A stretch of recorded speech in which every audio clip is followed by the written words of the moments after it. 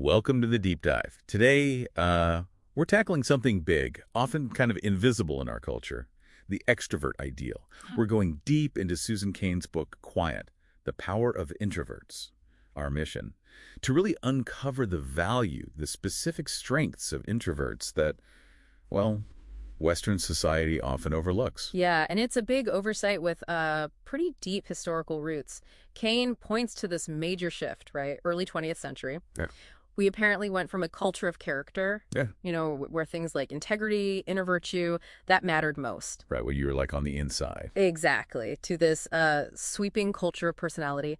Suddenly, success meant being visible, magnetic, like the classic salesman figure. You had to be out there, seen, heard. That really sets the scene historically. But hang on, is introversion just like a preference people can switch off, or is there something deeper, maybe biological? Oh, it's absolutely biological. There's good science here. The psychologist Hans Eysenck, his theory was that introverts have higher cortical arousal. Cortical arousal. I mean, Basically, their nervous system is just naturally more sensitive to stuff going on around them, external stimuli. oh, okay. So they're not trying to be antisocial or difficult. Their system's just running at a higher baseline, you could say. So they naturally seek out lower stimulation places. Yeah. Helps them avoid burnout. That makes a lot of sense. Yeah. But if it is biological, why is it so often confused with being shy? What's the big mistake people make? That's probably the most damaging confusion, yeah. Mixing up introversion with shyness. Right. Shyness is fundamentally a fear. It's the fear of social judgment, of disapproval. It's really a form of social anxiety. Okay. Introversion, though, it's totally different. It's simply a preference for quieter, less stimulating settings. It's about managing your energy, not about fear. That distinction is huge because people use introvert almost like a synonym for anxious, don't they? All the time. The book gives great examples, like Bill Gates is cited as an introvert but not shy, apparently unfazed by public opinion, happy being alone to think. Right. Then you contrast that with someone like Barbara Streisand, considered a shy extrovert. Interesting. Yeah, craves the spotlight, big personality, but suffered from really intense stage fright. So the temperament, introversion, extroversion, and the fear shyness are separate things. And this bias, this extrovert ideal, it shapes our actual workplaces, doesn't it? Definitely. Think about the push for constant group work, open plan offices everywhere.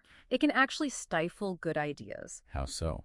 Well, research suggests that in those high-pressure group settings, the amygdala, the brain's kind of fear center, can light up for some people, especially for those more thoughtful, quieter types. They might feel pressured to just go along with the group consensus, even if they have doubts or a different idea. Valuable insights get lost. So if the typical setup kind of silences them, how do introverts find paths to leadership? Doesn't that soft power they supposedly have get drowned out? It requires a different leadership style for sure. Yeah. They often lead through what's called soft power, quiet persistence, leading by example, and they have key strengths. Like what? Exceptional listening is a big one. Because they're often not jumping in to talk, they actually create space. They hear everything, all the nuances. That naturally leads to more considered, well-informed decisions. It's that think first, talk later approach. So when they do speak, their words often carry more weight because they've been thought through. Exactly. And think about creativity. Solitude is so often where original thought happens. Right? The sources remind us that, serious, deep original thinking, it's almost always an individual pursuit initially. Albert Einstein himself said his creativity came from the monotony and solitude of a quiet life. You see it again and again. Yeah. J.K. Rowling. Apparently, the entire Harry Potter idea came to her on a train, but she was too shy to ask for a pen. So she just sat there and composed it all in her head. Her temperament kind of forced that deep internal processing.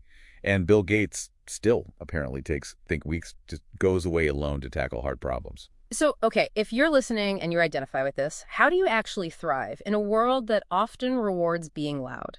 Yeah. What's the practical advice? The research points to a kind of dual strategy: strategic engagement and strategic disengagement.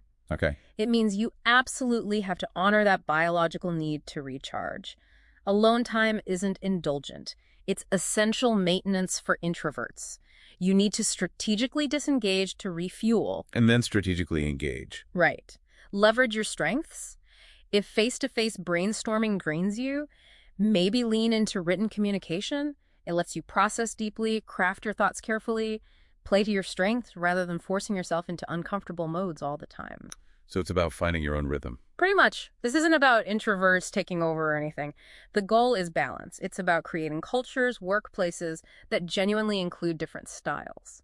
Recognizing that brilliant ideas can come from quiet reflection and from lively discussion. We need both. Okay, so wrapping this up, Mm-hmm. what's the takeaway for you listening right now?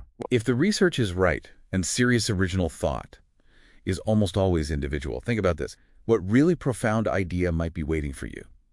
If you just carved out, say, 30 minutes of truly uninterrupted quiet thinking time today. Yeah, go find that quiet space, see what emerges.